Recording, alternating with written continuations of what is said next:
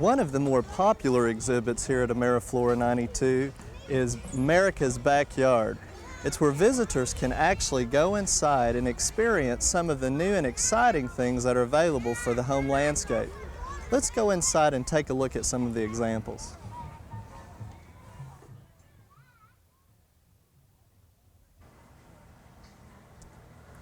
In the hydroponic display, you're going to see all kinds of examples that can be used indoors for the home gardener. Now remember, hydroponics is using grow media without soil, and it varies from anything of styrofoam type blocks that are available commercially to gravel and different types of systems like this one where the plants are just sitting in the water, submerged in the water, and we've got different types of flowers, vegetables, and herbs. And again, the examples are very numerous. Here's one that has several layers where the water actually flows through the pump through the system, and then the plants are grown in styrofoam cups with perlite, and you can see the root system there that's growing into the water where they water them and incorporate nutrients to fertilize them. And there's plenty of literature to support all these different examples in this display.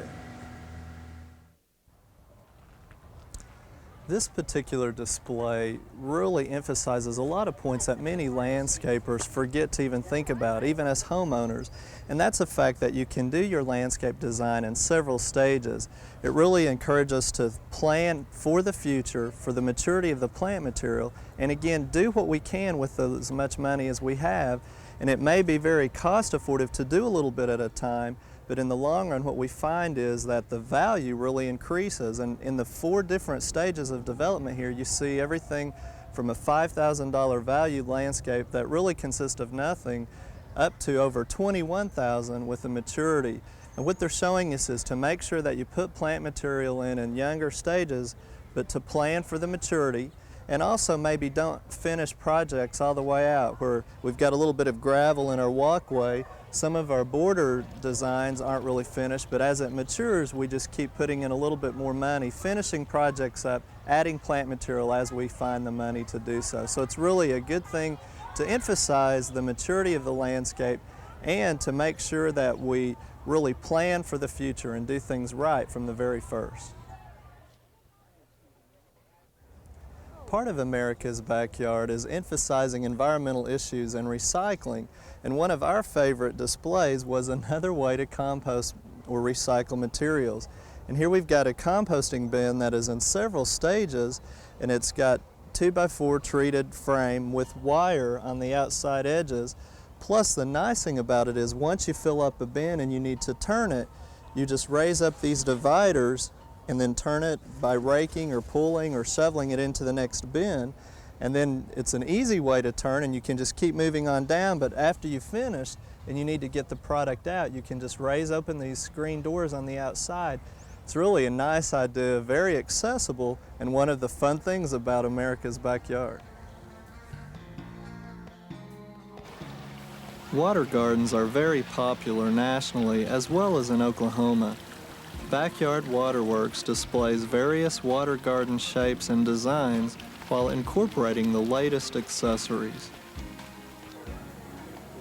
All soils are not created equal shows visitors various soil amendments used in optimizing the water and nutrient holding capacity of the soil. Additionally, there are displays of frequently used mulches in the landscape.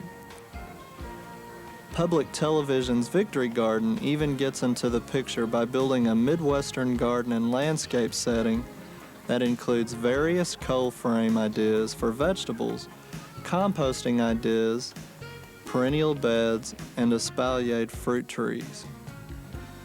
One of the most colorful displays at Ameriflora 92 uses a unique combination of flowers with turf grass to create the world's globe, while displaying the most commonly grown types of grass here in the United States.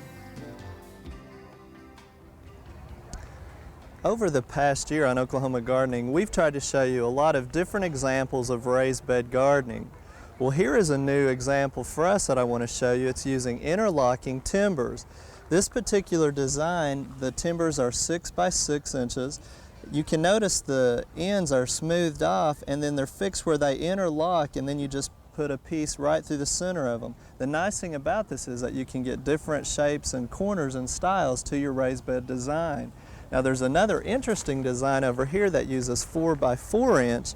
And again, notice how they've designed the nice little flower beds, but the nice thing about it is that it's also attached to a seating area here, and again it all fits right in through the interlocking system.